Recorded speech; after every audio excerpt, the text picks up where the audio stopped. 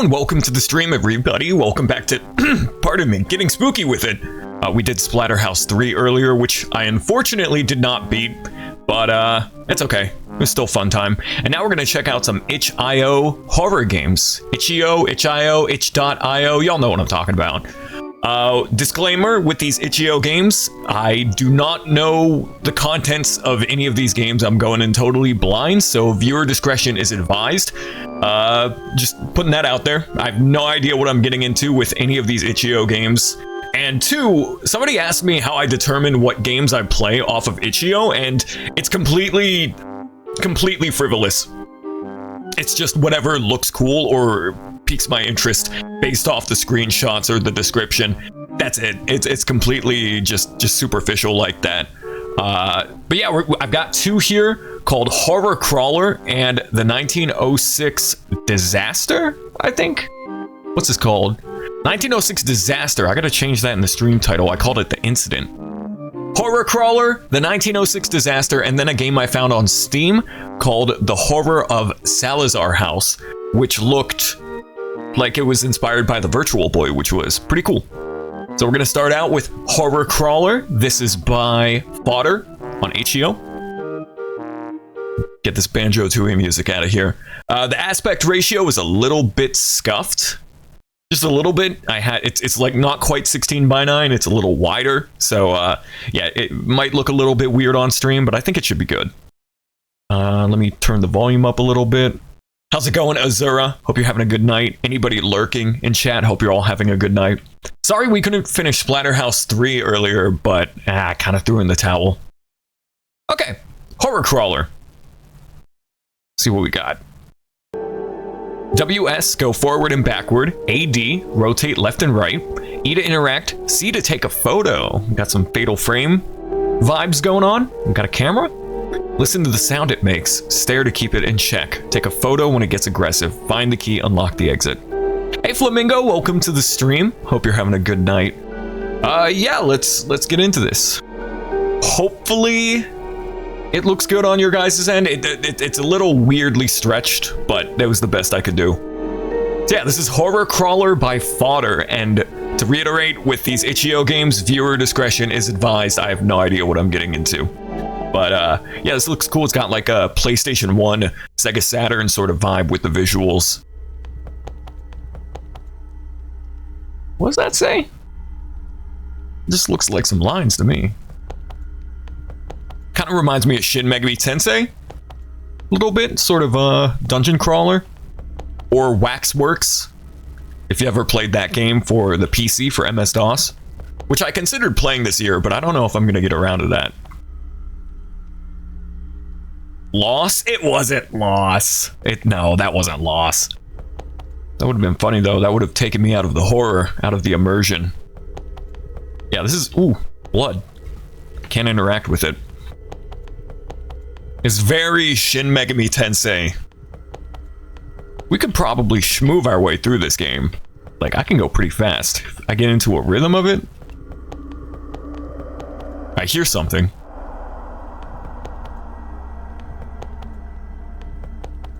People say they're tired of low poly. I disagree with that so much. It's the same thing like people got tired of the 8-bit and 16-bit throwbacks in the 2000s and 2010s. I love this. Like, I would take low poly N64, Sega Saturn, PS1 aesthetic over stock Unity assets any day. I am a sucker for this. Like, keep bringing me more low poly. Okay, do we go in a circle or it kind of looks like it says Finn. Maybe I should interact with it. I can't. I don't have a map or anything. Also, I'm not on Ganondorf mode, right? Because ever since I updated to Windows 11, I have to check that before every stream, and I forgot. Are we on Ganon mode? Are we on 44 kilohertz mode?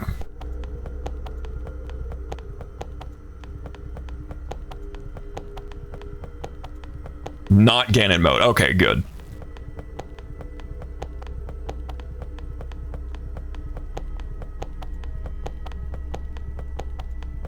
I don't have any weapons or anything either.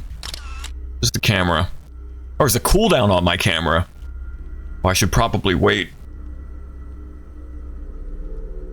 I think I'm being, according to the screenshots, I'm being hunted by something, but I haven't seen it yet. I don't know if it's stationary. Ah!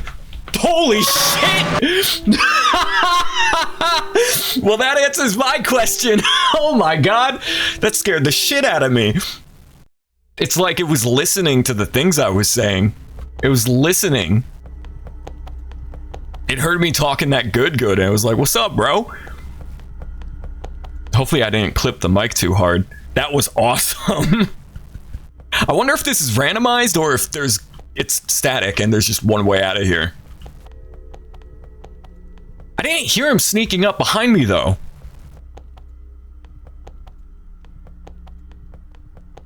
I've got my volume turned up pretty high. Oh, there's the key. Maybe I shouldn't bum rush it, because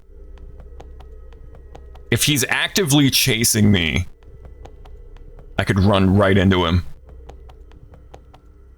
Okay. Every time I hit a dead end and turn around, I have to brace myself for the freaking monster. He kind of looks like the Dead Hand from Ocarina of Time.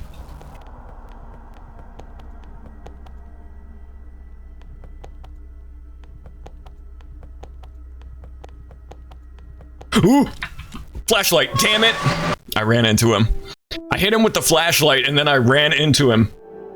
I think at some point people are going to start doing retro throwbacks to PS2 GameCube era graphics. Yeah, I've already sort of seen it. You could make an argument that games like Super Sammy Roll or Clive and Wrench go for that 6th generation aesthetic. Like Ratchet and Clank, Jak and Daxter, Super Mario Sunshine. Like Super Sammy Roll kind of looks like it could have been on the Dreamcast.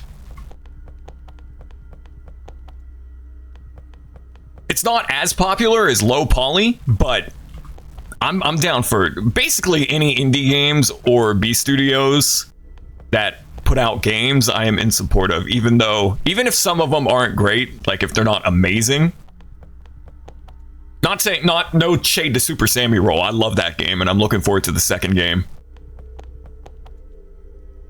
Putting the camera button on C is a bit awkward. I don't use the mouse in this game, so I'm just gonna have both of my hands huddled around the keyboard. Introducing mid-poly. He had me pinned into the wall. I couldn't do anything about that. See, mid-poly sounds pejorative though, like somebody's like... I heard someone... Oh, I didn't hear it. It was literally one YouTube comment. I'm being like I'm being dramatic and extra, but somebody said like low poly was like... pretty much what you said, mid-poly. Like they were sick of low poly indie games. I can't get enough of this stuff. That's good RNG, maybe. I still can't tell if the dungeon is randomized or not, because everything looks the same. So if he pins me into a wall, I'm pretty much done for.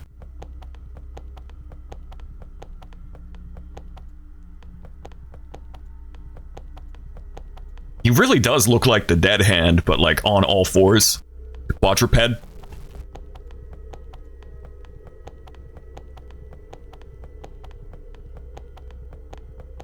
Damn it.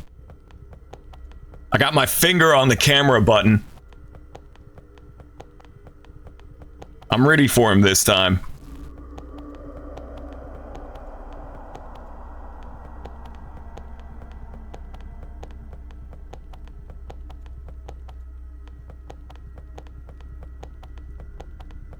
Oh, this being pinned into a corner really sucks.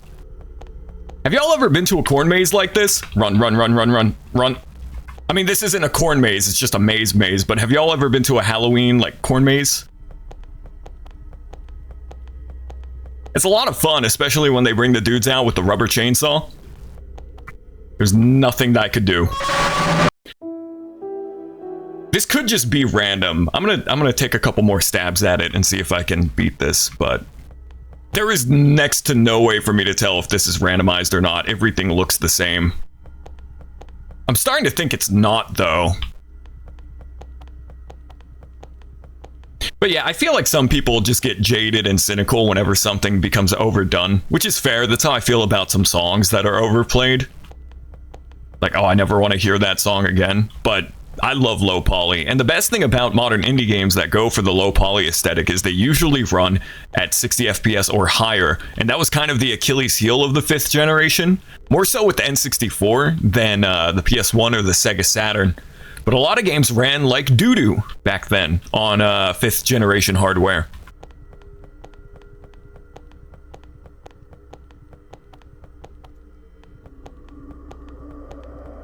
Azura's been to one, Flamingo's never been to one. They're fun. I like them more as an adult than when I was a kid, because when I was a kid, I was a baby and I was scared of everything. And one time I got stuck in the corn maze, and I think it was 9 p.m. is when they would bring out the dudes with the chainsaws and stuff. And I got lost in a corn maze, and I ended up like being scared shitless because I heard the chainsaws. They weren't real. They didn't have any chain on them. You know, there's no cutting part, but I heard the revving of the chainsaw, and I freaked out. Say, take a picture. I'm gonna take your picture now. Wait, I went that way, right? Fuck it. My camera didn't. It wasn't ready.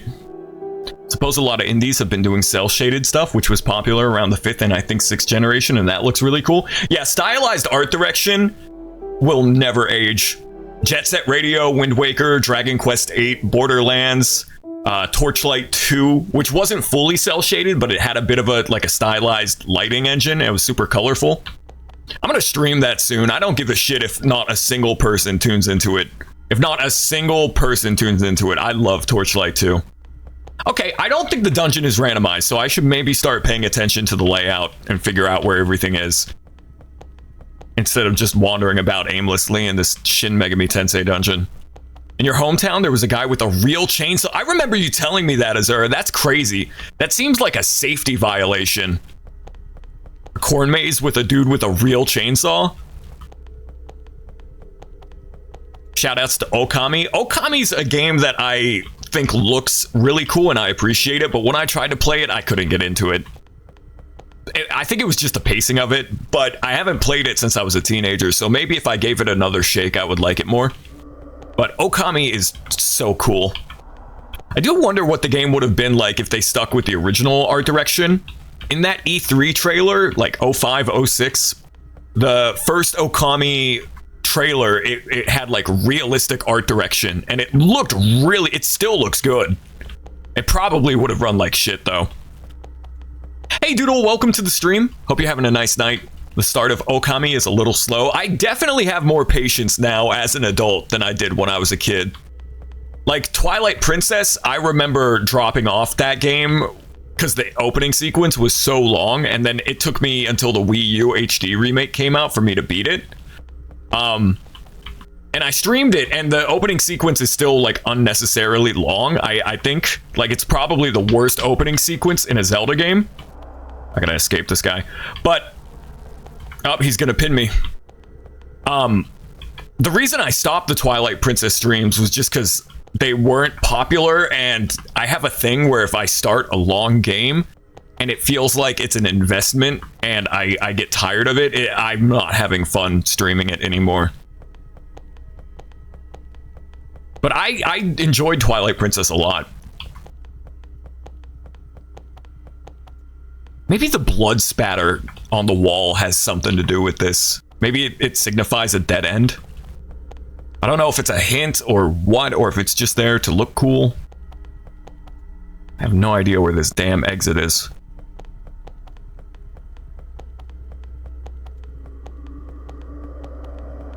I hear the creepy ambiance. Zelda games seem real hit or miss for streaming. Ocarina is always a safe bet, whether it's the vanilla game or a ROM hack, because I love Ocarina. Zelda 1 and 2 are short, and I can beat both of them in one sitting. Link to the Past depends. I love Link to the Past, but I also think that it can be a bit of a slog at times. Some of the Dark World dungeons. I actually think the Ice Palace in Link to the Past is like a top 3 worst Zelda dungeon of all time. Why are we in the demon realm? We gotta escape. This is pretty cool, but it seems like a very minimal game. Get the key and find the exit, but finding the exit is easier said than done. And I still can't tell if the dungeons are randomized or if it's static, but that just could be because I'm an idiot. Also, you have a camera to stun the monster, and that's your only mode of defense, which is fine for a small little bite-sized game like this. But it takes forever to recharge, which kind of sucks. I'm gonna keep going though. I like this. I want to see if I can beat it. Gotta find the exit. Gotta find the exit. Still one of your goats. I appreciate the hell out of Okami. I just couldn't get into it when I played it when I was younger. I was too busy playing Dragon Ball Z Budokai Tenkaichi 3.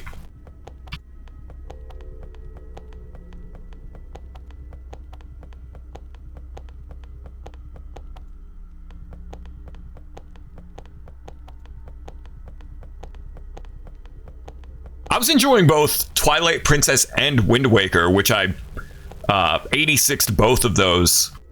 Not because I wasn't having fun with it. Well, Wind Waker kinda. I've never been a fan of Wind Waker. That's my contrarian opinion.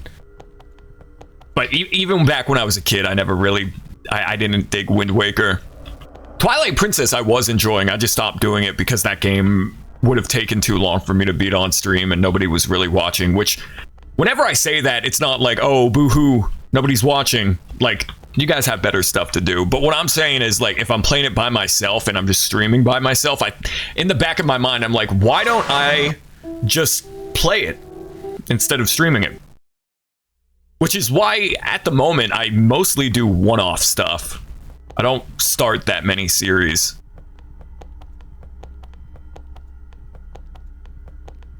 I have my volume turned up and I really cannot hear this dude coming.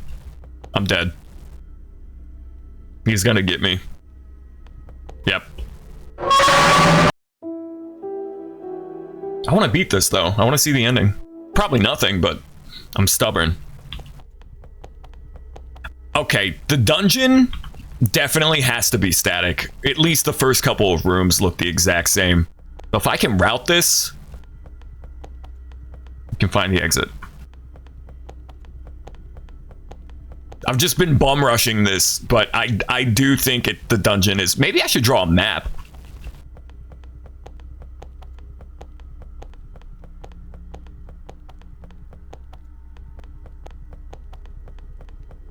Zelda 1 dungeon music bangs. It does. It's kind of crazy how Koji Kondo was able to compose two songs that you never get tired of listening. The overworld theme and the dungeon music. It doesn't matter how long you spend in the overworld or in a dungeon, the music never gets tiring.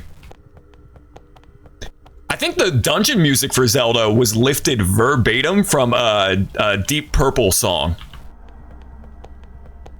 I forget which song, but there's a Deep Purple song that's literally the Zelda dungeon music. But that's awesome that Koji Kondo was inspired by that and arranged it with bleeps and bloops and square waves.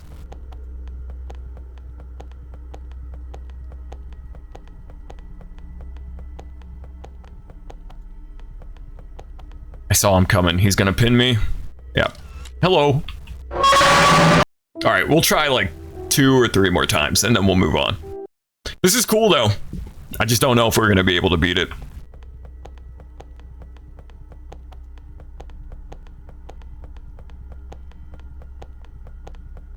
I'm usually not very critical of itch.io games just because they're most of the time free. Like, even if it's a bare bones minimal ass game, if it's free, like, yeah, I'm not going to criticize it as heavily as a product that you can purchase with your money. Is that it does look like the Dead Hand? Yeah, it's like the Dead Hand, but if he walked on all fours. Some kind of creature feature. Featuring the creatures. We're in the bottom of the well. We're about to do the Shadow Temple.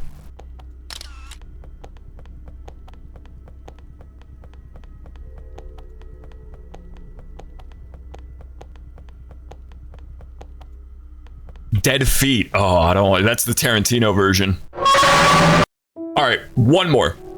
We'll do one more.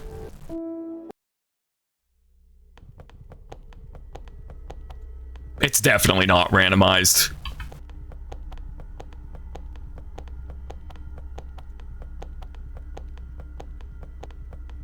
The placement of the key might be, though. I feel like the key has been shuffled around. So even if the dungeon itself isn't randomized, if the key is randomized, then it doesn't matter.